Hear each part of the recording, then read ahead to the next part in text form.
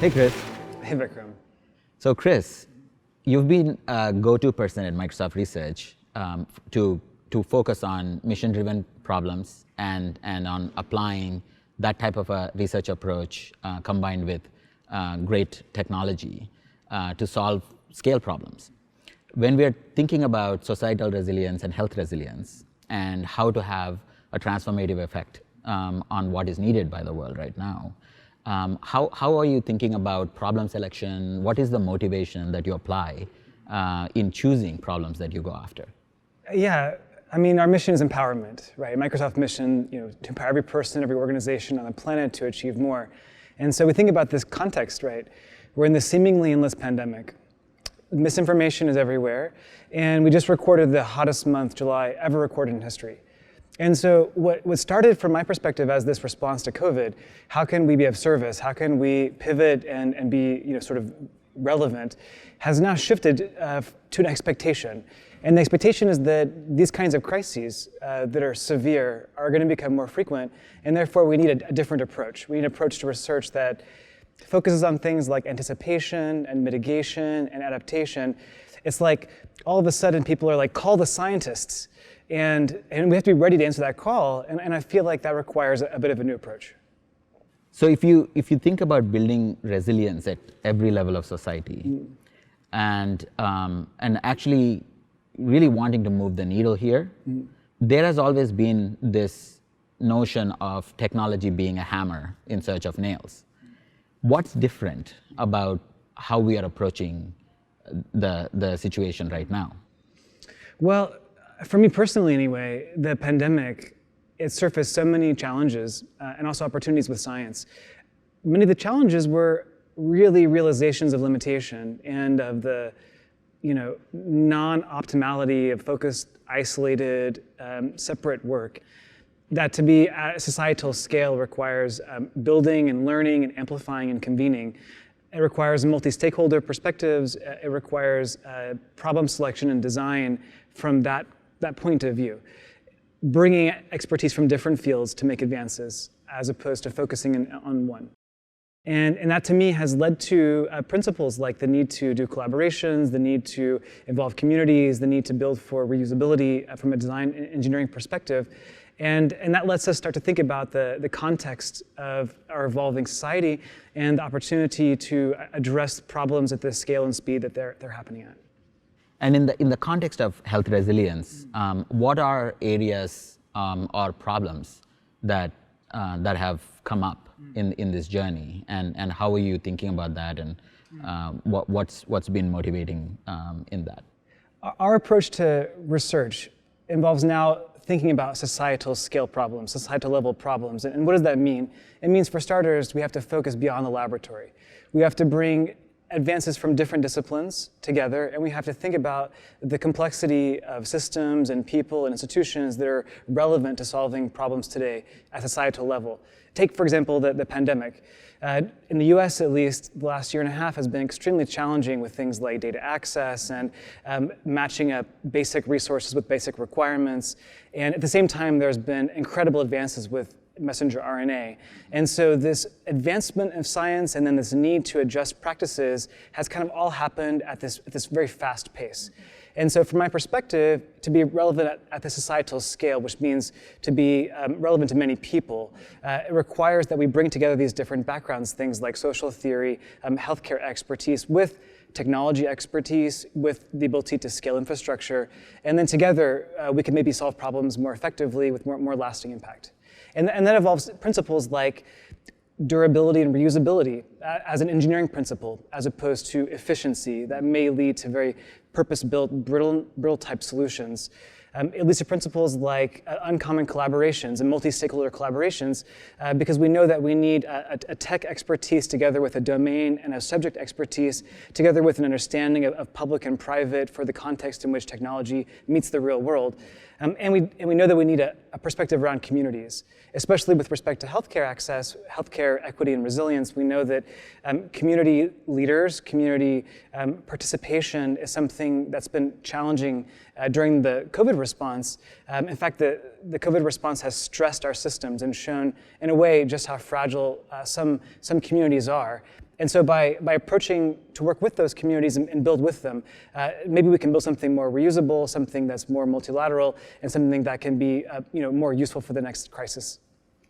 Yeah, as we talk, the terms and the words that stand out for me are things like collective, things like multi-stakeholder, things like integrated, and cross-disciplinary. So there is a theme here around how important it is to bring people together, how important it is to center anything that we do around making that difference to the individual, and then individuals form communities, communities form societies, and so forth. So we have a panel coming up that is about the role of technology in improving health equity, in affecting health access, and laying the foundation for health resilience. Tell me more about how you think about how we learn from people who are on the ground, and what makes you optimistic about where we are headed? Mm-hmm. I am optimistic.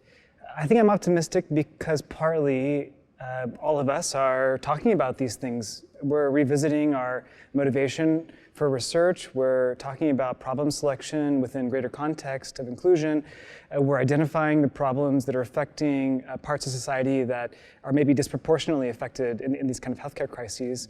And we're doing it with kind of an eyes-open approach that business as usual isn't going to work, right? And part of that business as usual is the natural indirection of technology. It's kind of abstract, it's kind of distant, and so the panel, people that are face to face with this, that kind of domain and subject matter expertise is just totally critical.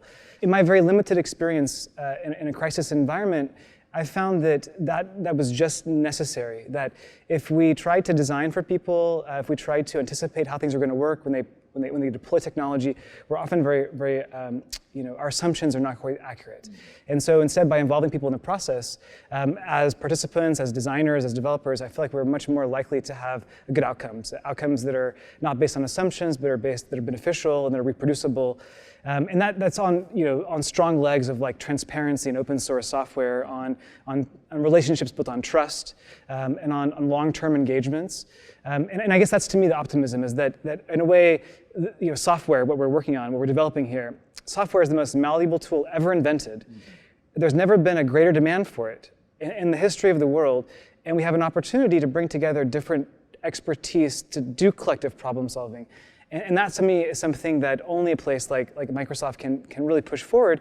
And so I'm very, very motivated, because we know that when the world wins, Microsoft wins. And when people can use technology in a more resilient fashion, we're more likely to be successful in the long term. Yeah, that optimism is infectious, I have to say. And it's very exciting to be thinking about how people are coming together in order to tackle this. And in the opportunity space of bringing together health equity, health access, and resilience, learning from people who are on the ground, trying to serve the needs of people who are being affected. It's been a wonderful journey, and I'm looking forward to what we can accomplish together. And with that, I'm going to turn it over to our colleague, Desmond Creary, who will be kicking off the panel.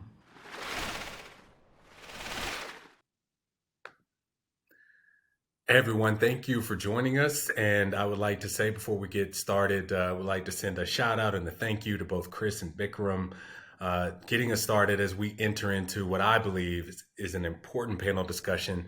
Been excited about this one all day.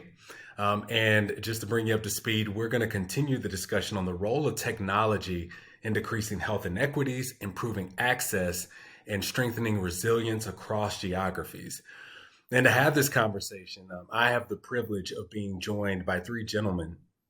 And we're going to spend the next 60 minutes digging into some of these topics.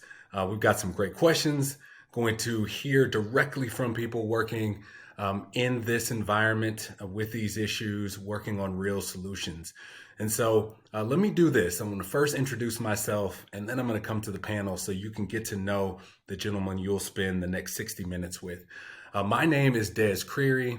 I am the regional lead of the Americas here at Microsoft Healthcare. I also have the privilege of serving as the co-health equity lead globally. And again, I have the privilege to be joined by three of my colleagues to have this important discussion. So let me go ahead and kick us off. Reverend Baker, I'm going to start with you. Would you mind giving us a quick introduction? Yes, good afternoon. I'm Bobby Baker.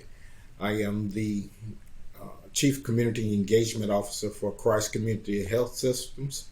I'm also the creator and designer of the Congregational Health Network, along with my colleagues. Also, I am a 30-year community pastor. The work that we have been doing here for the last 15 years is creating partnerships with congregations to affect the outcomes of healthcare. We believe that if you can align and leverage community assets, in our case, congregational community assets, we can address health disparities at the point of the disparity and also create pathways for those in the community to actually have access to the resources that are available to them. Oftentimes we find that the availability of resources are not really the problem. The problem is creating pathways for access to people to access those resources. Thank you for joining, Reverend Baker. Always good to connect. Glad you're here to have this conversation with us. And Isaac, you are up next. Hi, thank you for the invitation to join you today. I'm excited to be here. My name is Isaac Holeman, and I'm a clinical assistant professor at the University of Washington. My affiliations are in the Department of Global Health, as well as the Department of Human-Centered Design and Engineering. I'm also a co-founder and chief research officer at a nonprofit organization called MEDIC. We build open source software for health workers in the hardest to reach communities. The main open source project we support is called the Community Health Toolkit. It's over the last decade supported a little over 57 million caring activities. It currently has about 37,000 end users, and most of them are in Africa and South Asia. A little bit about my personal journey. When we were starting MEDIC in 2010, I spent the first few years, first in Malawi and then in Kenya, at a time when the mobile telecommunications infrastructure was really just starting to go in the rural parts of Eastern and Sub-Saharan Africa. So it was a very exciting thing, changing many industries and aspects of society. And at the time, there wasn't really an established market or an idea that you could use digital technology really in these hardest to reach communities in health systems that were facing a whole range of challenges, and yet really see improvements in the way care is delivered and in the care experience for patients and in health outcomes.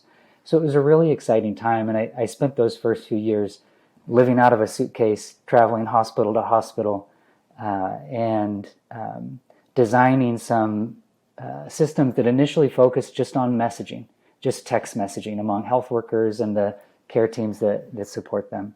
So it was a really exciting period. In 2012, I started graduate school at the University of Cambridge, and my research is really focused on human-centered design and how we can apply human-centered methods in designing digital health systems in a global health context. And that's work I carry forward today as MEDIC's Chief Research Officer. So again, it's really a pleasure to be here, and I'm looking forward to the conversation. Hey, thank you, Isaac. And again, thank you for joining us. We're pleased to have you as a part of the panel. And now, last but certainly not least, KP, I would love if you could introduce yourself to everyone out there. Tell us a little bit about you. And again, welcome to you. Great. Thank you so much. I really appreciate the opportunity to be here with all of you. My name is Kaakpema Yelpaala. I go by KP. I'm the co-founder and CEO of InOn Health and also the chairman of Access Mobile International. What we do at InOn Health is we do basically what we call digital health communications with a focus on underserved and vulnerable populations. And really our focus is on how to reach people particularly multicultural and vulnerable populations, through the communications channels that they engage with the most, which typically has been text messaging for us, very much like how Isaac has mentioned what they do, and kind of the origin story of their organization. And then it moves across into other channels. In terms of some background, we started this work in sub-Saharan Africa in 2011, 2012. We were using text messaging to get people access to their drugs, to see their doctor, so on and so forth. And now we work in South Africa. Fast forward in 2018, we took the lessons learned from sub-Saharan Africa and started applying them here in the US for our vulnerable populations. And that's what we do today through InOn Health. I'm working across the country from rural America to places like Atlanta and Colorado. So we're really focused on digital inclusion. Last but not least, here in Colorado, I'm on the eHealth Commission, which governs health technology for our state. And I'm the digital health equity lead here in Colorado. Thank you so much. So let's jump right in. The first question is, and Reverend Baker, I'll ask you to please kickstart us here. So how is your organization tackling health equity, access, and resilience? Would love to have your thoughts. Well, like across community health systems, our model of healthcare delivery really branches out into the community. We have health centers in different communities all over the city. And each of our centers is kind of a self-contained health center in that we have primary care, behavioral health, pediatrics, OB, dental, and all of that is in one setting so that access is there in the community where the patients live. So we're breaking down the barriers of transportation, and sometimes it's child care. So that kind of access really creates a convenient pathway for our patients to get the care in the community that they need, and they can get it in the community where they're living with a minimal amount of travel. Thank you, Reverend Baker. Really appreciate it. KP, would love for you to build on top of what Reverend Baker just shared. Please jump in. So when we think about what we're doing at InOn Health in the U.S., as I mentioned, like our focus has always been multicultural and diverse populations. And as we all know, if you look at our census, the U.S. is becoming incredibly diverse across many different types of dimensions: race, ethnicity, gender identity, urban, rural contexts. And so our focus has been, when you think about digital tools, like so much investment has gone into digital innovation in healthcare.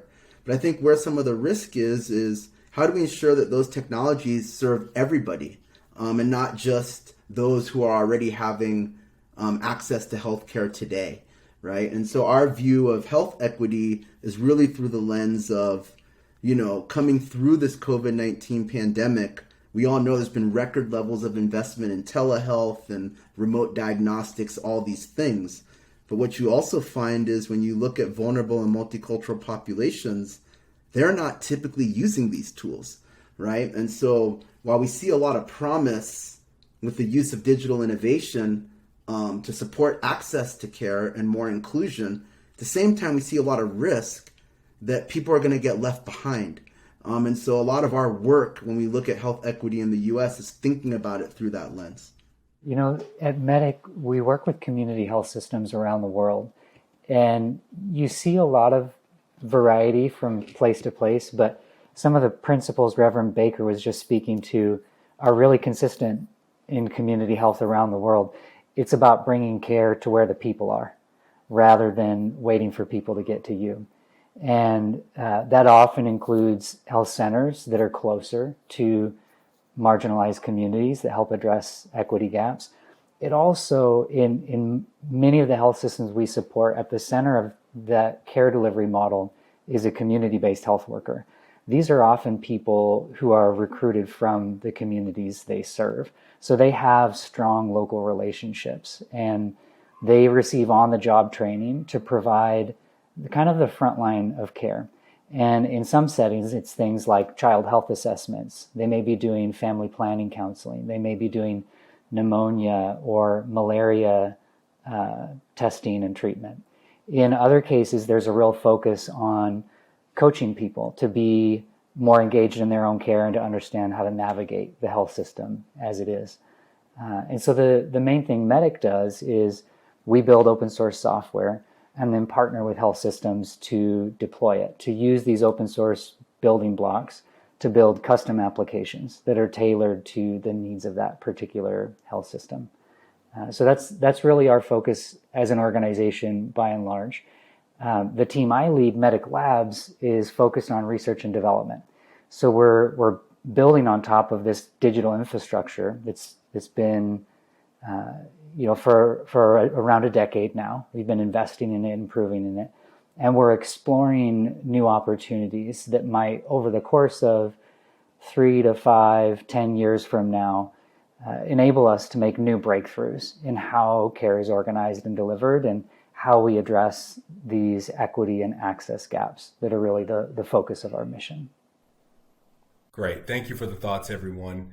Second question, Reverend Baker, we'll again start with you.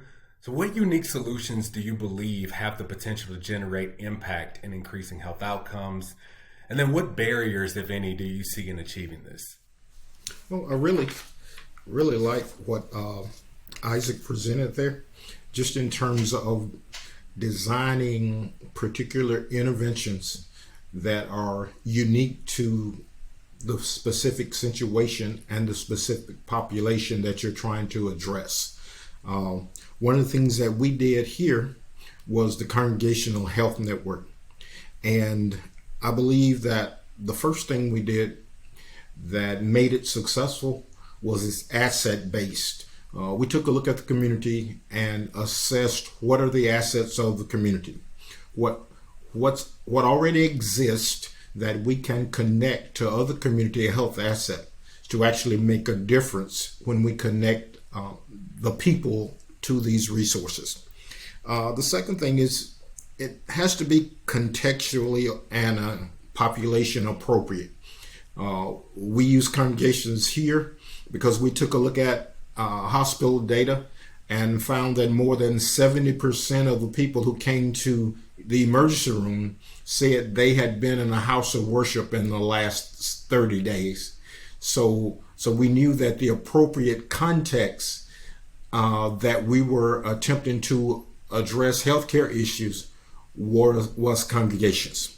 The next thing is, the social determinants of health are out there, and we as an organization have to look at breaking down the boundaries, extending into the community, no longer sitting behind the walls of healthcare institutions, waiting for people to access what we have, but extending an invitation, meeting people where they are, which is really a biblical construct, that we go into the hedges and the highways and invite people into the place of health and nurture.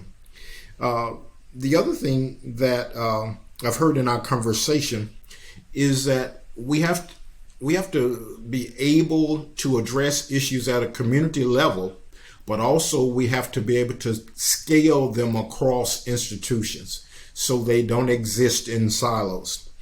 And then the other thing that we attempted to do is we want to empower institutions that are already doing the work, doing the ministry in the community to be successful at what they're doing.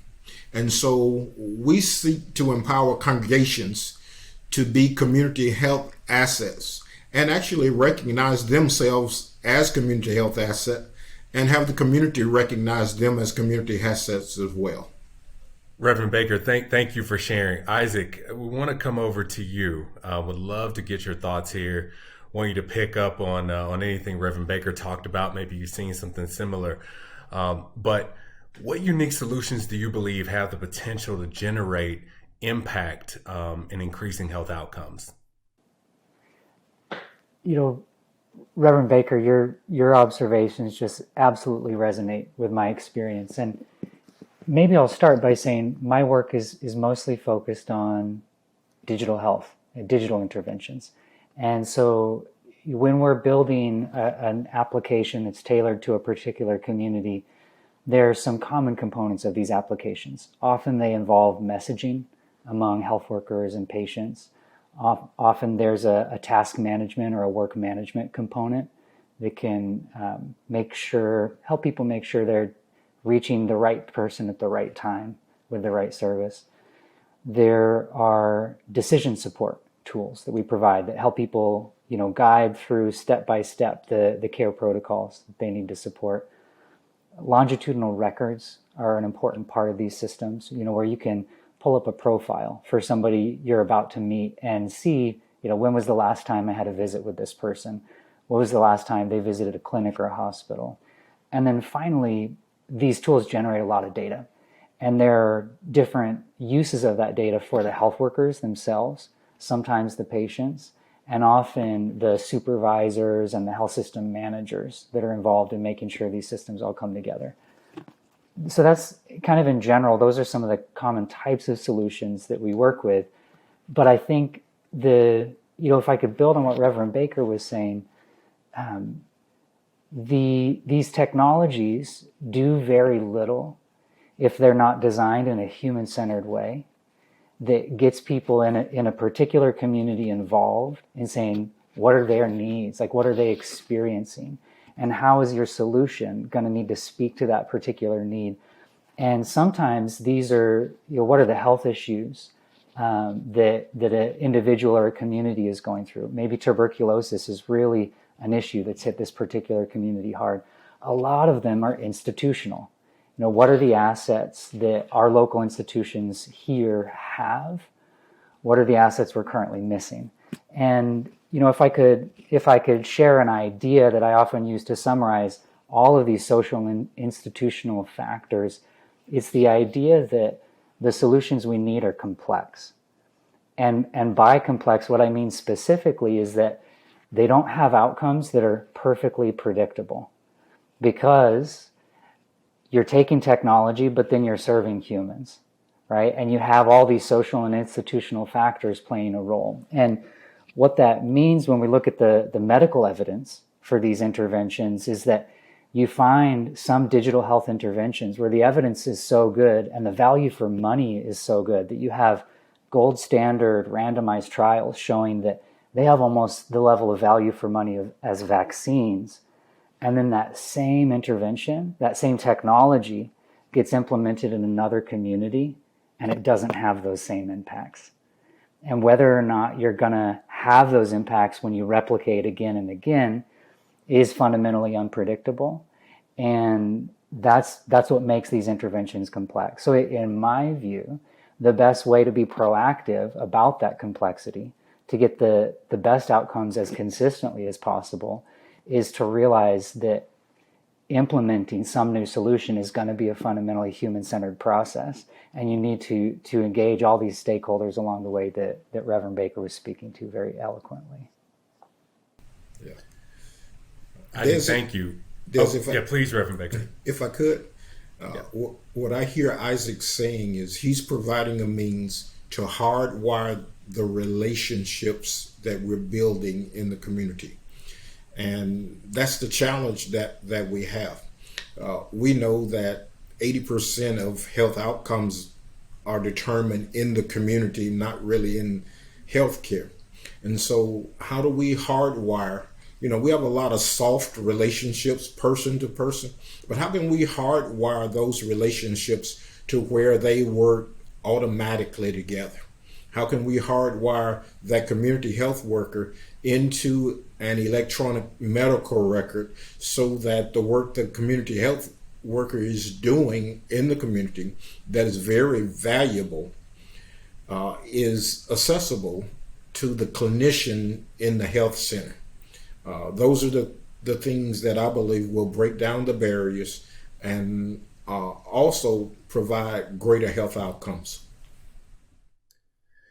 Yeah, you pick up on a really important point. So when we talk about getting hardwired into the community and making these connections, this is a part of what's really hard. So even when we're trying to introduce tech solutions into the equation to solve some of these problems, you still need the deep community involvement, the connection for many, many reasons. But this is what makes it hard. And Isaac, as you're in the state of Washington, Dr. Baker, you're in Tennessee, the communities are different. And so what it takes to hardwire and plug in, also very different.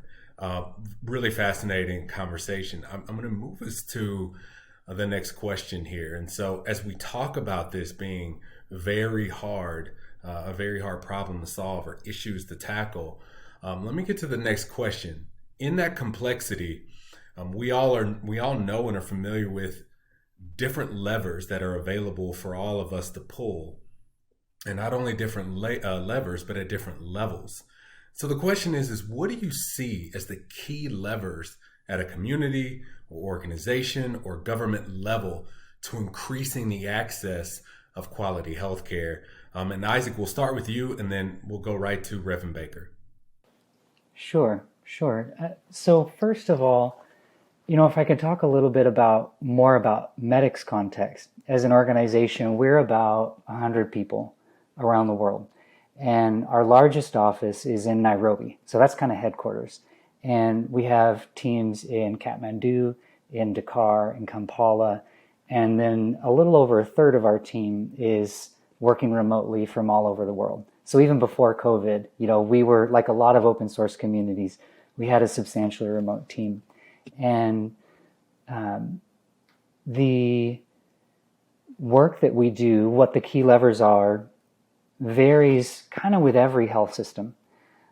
It also varies in some pretty substantial ways, specifically with the shift of looking at a low-income setting or a least developed country and looking at a high-income country like the United States. And so when we are looking at community health systems in, say, sub-Saharan Africa, one of the observations that's, in my view, very consistent across settings is that there's underinvestment in the building blocks of a robust community health system. And we have pretty good evidence about what those building blocks are. It starts with you need to equip health workers in the community, people who are from that community and know how to navigate it well. You need to give them good training. They need regular supervision. They need to get paid a living wage. They need to have equipment. Getting, for example, personal protective equipment in the context of COVID has been very, very challenging. Getting vaccinations for health workers in most of the world remains very, very challenging right now. And you need other equipment like diagnostic tests and essential medicines. And then you need a good supportive digital tool. And so often I describe these building blocks and I hear, that doesn't really seem like a software problem. But my view is that it's absolutely a software problem if you have supervisors who aren't receiving their salary and therefore they don't check in with the health workers. And so you see lower engagement. You see it in the data that people aren't using your digital tools to the greatest effect that they could. And so I think that when I try to think about that across levels, across community, across organizations that deliver healthcare, across organizations like Medic that support healthcare with a specific product or service, and then all the way to high-level government policy, what I think you need is these different types of institutions in the public and private sectors working together with some agreement about what the building blocks are. You need to be strong on fundamentals. And when you do that, the evidence is actually really good. Community health interventions have great evidence for improving health outcomes in a range of areas if you're strong on those building blocks. I certainly echo what Isaac is saying there.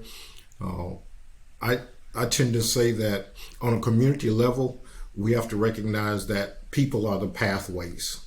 I mean, we've been there's been an oral tradition throughout the beginning of time. And so the people have become a pathway for communities, things that get passed down from one generation to another. Ways of addressing issues get passed down from one generation to another. So there are those natural pathways that people provide. So investing in the people who are in the community that we're trying to serve is really one of the best ways that I think we can increase the quality of healthcare. Again, as Isaac is saying, those people who are on the ground actually doing the work, we have to realize that there's a blended intelligence there. They know the community. You know, we may have clinical data and clinical statistics, but they have an intelligence about the community that allows that clinical intelligence to be incorporated into that context. So investing in the people who are the pathways, a wage that's viable for them, bringing technology to them, not assuming everyone has a smartphone or access to a smartphone. And again, understanding that it's person-centered, that everybody's pathway, everybody's journey is not the same. I think one of the things that institutionally we get caught up in with organizations is credentialing from, healthcare organizations to government organizations. We've got to find a way to actually give credence to the people that you might call the boots on the ground, and recognize the importance of non-traditional community health assets, congregations, barber shops, beauty shops, all of those places where it's not traditionally looked upon as a healthcare asset, but there's an oral tradition going on there where information is exchanged. And also, when we come right down to it, every community health worker needs to be able to bill. They need to be able to charge insurance companies, government providers. They need to be able to do that.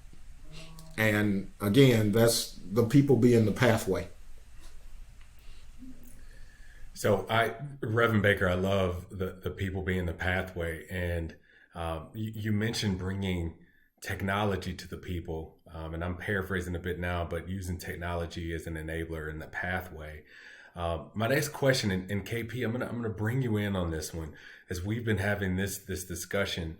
The next question is dovetailing off of what Reverend Baker and Isaac had just shared, and that question is: as you're implementing technology in these communities as an enabler, what are some of the barriers to that implementation? So if you want to introduce technology, can you talk a bit about some of the barriers there? So KP, we'll start with you, and then Isaac and Reverend Baker, please jump in. Yeah, so I think, again, because everything I do comes through this lens of health equity and digital inclusion, and what's interesting to me is that, as Reverend Baker has mentioned, in terms of community models and boots on the ground, technology alone is not a panacea. When we really think about community impact, we think about vulnerable populations, we think about better health access and wellness for all, there has to be an on-the-ground component, right? So again, with the promise of digital innovation, there's so much that can happen. But if we don't have a complement in really strong models driven by community intervention, by people of the community serving people in their communities, and then technology being an enabler of that, we're going to fall short. So also when I hear Isaac talk about, the work they've been doing in sub-Saharan Africa, it's very similar, actually, when you think about those contexts. As when we look at African countries, there is limited infrastructure when it comes to, a lot of the things that we take for granted in the US, but everybody has a mobile phone. and there's mobile infrastructure everywhere. So I think some of the models Isaac has talked about, bridging technology and community-based intervention in his context, actually relate one-to-one to what Reverend Baker is talking about when we talk about boots on the ground and really innovating at that grassroots level. KB, I'm gonna spin off that question because I like the boots on the ground idea, and it seems rather simple when we say, we want those who are closest to or in the community. We need to engage them to help the greater community. What's a barrier to that? What seems like such a very simple, idea to start to tackle some of these issues. Why can't we scale it? Like, what's the barrier there? So I think when it comes to healthcare, part of it is that how we traditionally think about healthcare access is through healthcare providers, right? So typically when we think about solving a health problem, we think about the physician, we think about the physician's office, or those type of contexts. But when we even look at COVID-19 response today, it's really required using trusted organizations and trusted individuals in the community to drive response. And that is not necessarily always through our healthcare provider. So what Reverend Baker has talked about is churches or, Isaac's models working with other community organizations. So I think it requires us to expand our notion of the ecosystem of organizations that are involved in delivering health and wellness. And they also need to be resourced, right? So if we only resource healthcare systems, we'll still fall short because they aren't the only actor involved in delivering health and wellness.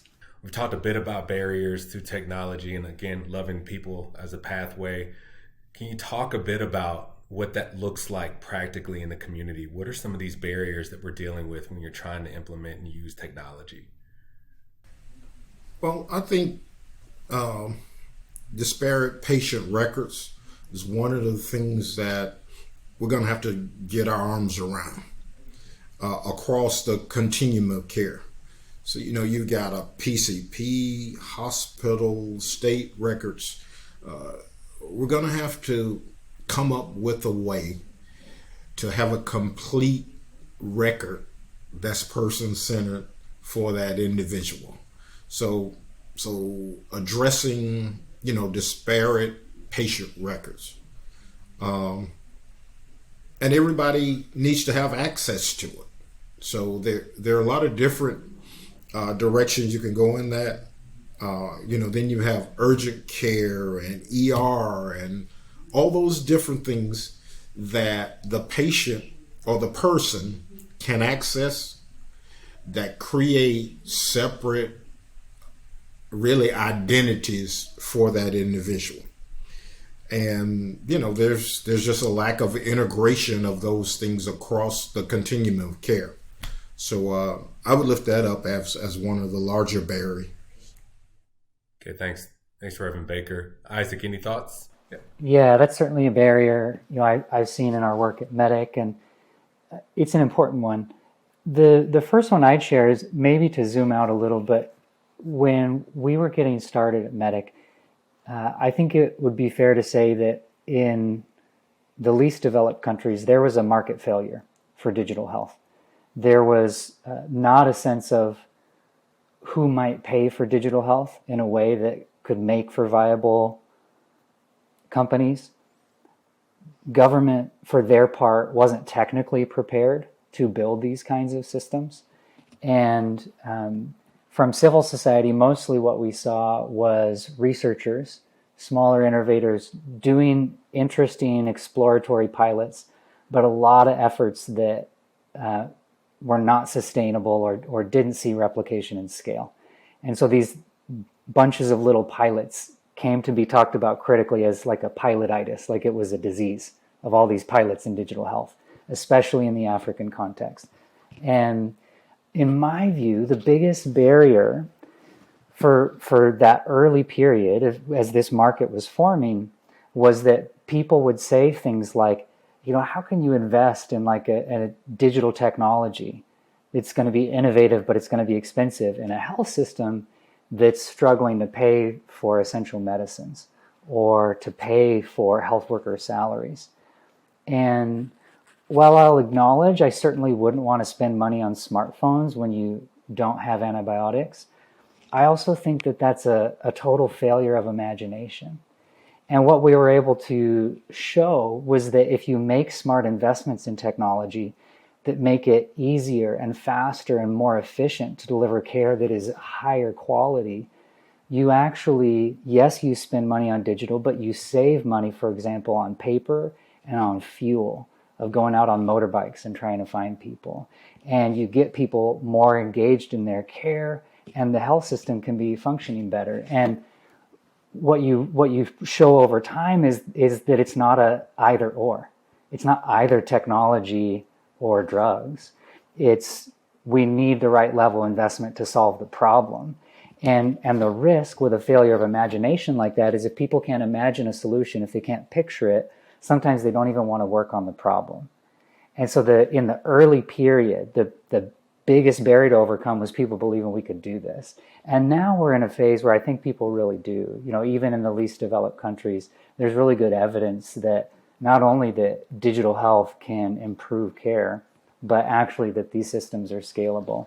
And I think that to overcome that, we needed to find creative ways to pool investment. And it needed to be, in places like Kenya or Malawi, where I've done a lot of work, not just pool it nationally, but you needed regional and global collaborations. So the kinds of organizations that are set up to solve these problems, that can build the right kind of engineering team, need to be global, or at least international. But then at the same time, as we were talking about earlier, you need local ownership in order to get institutions involved, address the human complexities, and make these systems sustainable. And so the reason I think this market failure existed for a long time is how do you pool investment and have local ownership? And open source communities have really emerged as playing a very important role, in particular technologies that are developed as a public good. And what we're seeing now is that once you have some core infrastructure that's developed as a public good, governments know how to get involved and support these systems policy-wise.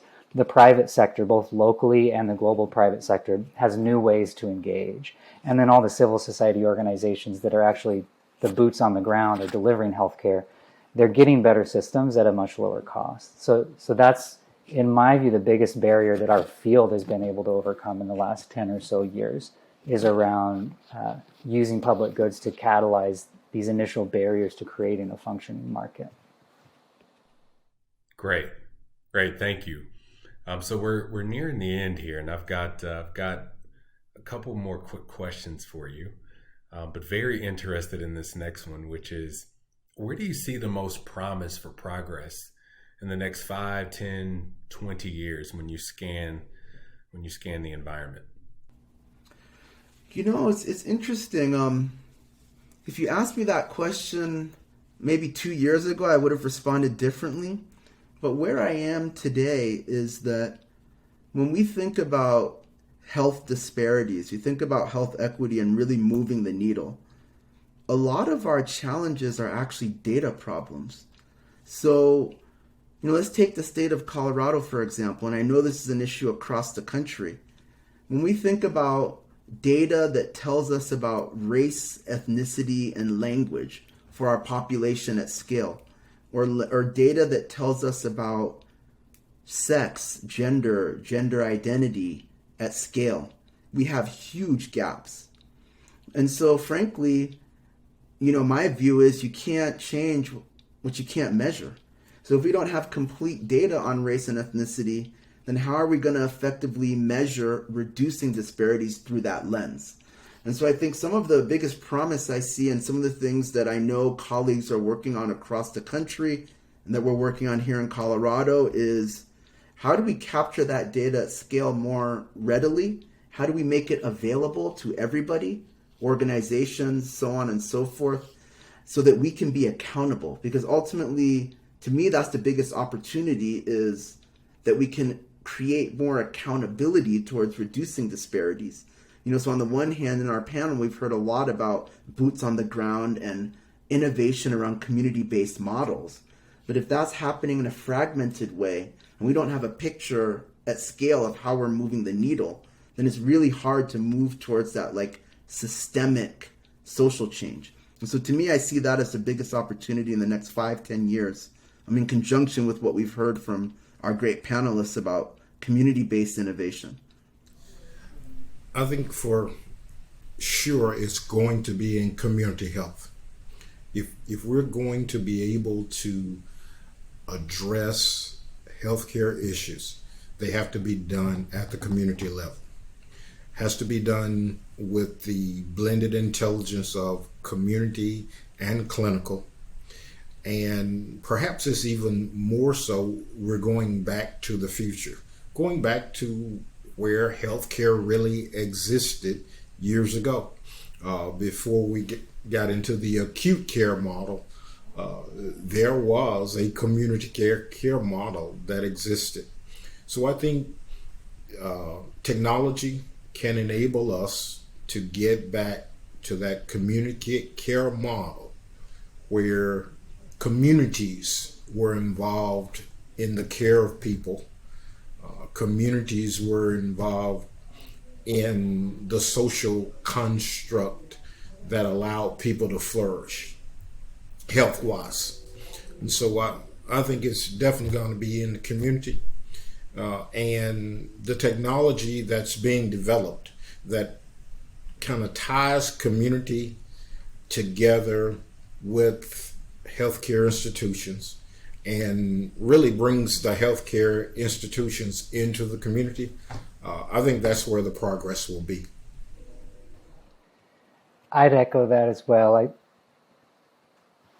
I think that smart investments in community health systems are going to continue to be some of the most exciting opportunities in health generally and in digital health in particular. You know, when you have health workers who are out in the community, their work is different than the physician at a hospital. Their work is more logistical. They're finding people, they're meeting people, and they don't have 10, 12, 14 years of medical training. And so the value of a really supportive digital tool is greater. I think it's a more highly leveraged opportunity to use technology to improve care. So that's really exciting. And I think the period that we're in for the next 5 years is that these systems, which are working in isolated pockets, they're scaling up. And I think we're seeing that in places across the US, and I think we're seeing it in Africa and South Asia and around the world, which for me is really exciting. When we look ahead a little further, say 10 years out, I think that's when the innovations that we're incubating right now, they start to scale up. If we're doing our jobs well, they're scaling up in 10 years.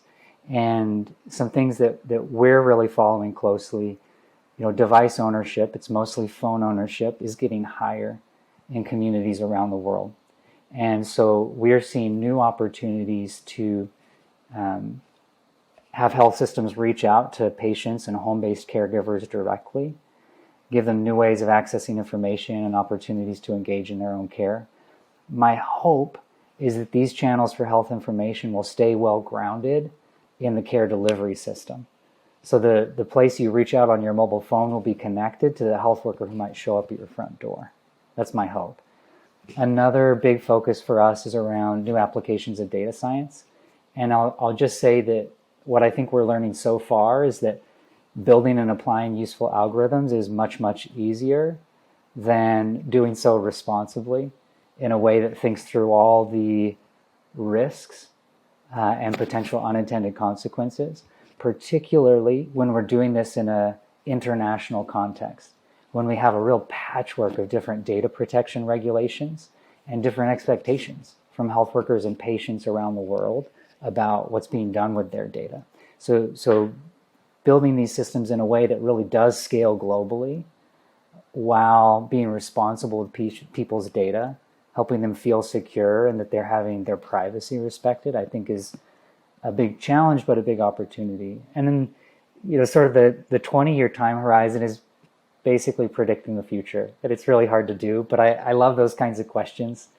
For my part, I think if we're looking that far into the future, one thing we know is that climate change is going to be one of the great problems of our time.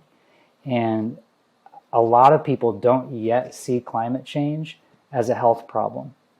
But from where I stand, when we're talking about adaptation to climate change, the communities that are going to struggle the most with adapting are disproportionately not communities that have created the problem.